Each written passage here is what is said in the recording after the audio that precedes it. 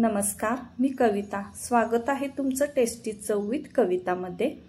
तर आज आपण एकदम सोपी आणि साध्या पद्धतीने बघणार आहोत कांद्याच्या पातीची भाजी।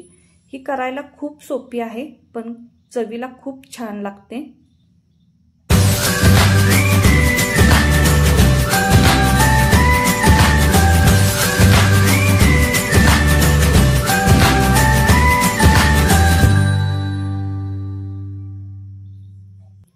या ठिकाणी मी कांद्याची पात पहिल्यांदा स्वच्छ धुवून त्यानंतर बारीक कट करून घेतलेली आहे।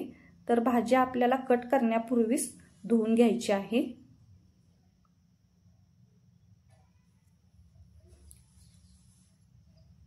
एका प्लेटमध्ये मी राहिलेला ओला कांदा बाजूला साइडला कट करून ठेवलेला आहे। तर या ठिकाणी एका कढईमध्ये 2 चमचे तेल गरम करून त्यामध्ये 8-10 लसूण पाकळ्या ठेचलेला टाकायचा। बारीक कट करून हिरवी मिरची टाकायची आहे आणि जो आपण कट करून ठेवलेला कांदा आहे तोही आपल्याला यामध्ये टाकून 1 मिनिटभर आपल्याला चांगले परतून घ्यायचा आहे।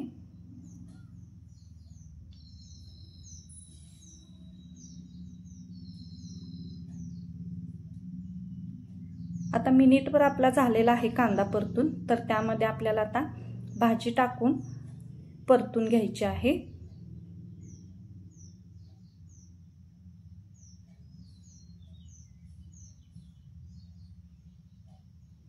त्यामध्ये चवीनुसार मीठ टाकायचे। परत एकदा आपल्याला हे मिक्स करून 1 मिनिटभर झाकण लावून आपल्याला याची वाफ काढून घ्यायची आहे।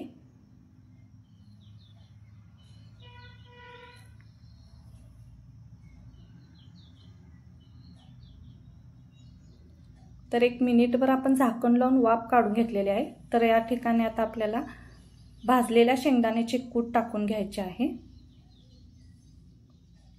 2 ते 3 चमचे आपल्याला यामध्ये कूट टाकायचे आहे। शेंगदाण्याचे कूट हे जास्त बारीक नाही तर जाडसर मध्ये ठेवायचे आहे। आता झाकण लावून आपल्याला 3 मिनिट आपल्याला फक्त या भाजी आता चांगली शिजवून घ्यायची आहे।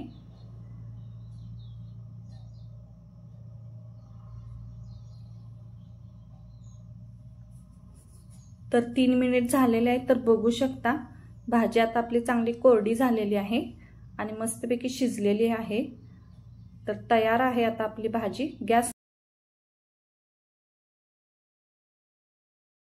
ही भाजी तुम्ही भाकरी सोबत, चपाती, भातासोबत ही खाऊ शकता। खूप छान लागते। जर तुम्हाला ही रेसिपी आवडली असेल तर चॅनेलला लाईक, शेअर आणि सबस्क्राइब करायला विसरू नका। धन्यवाद।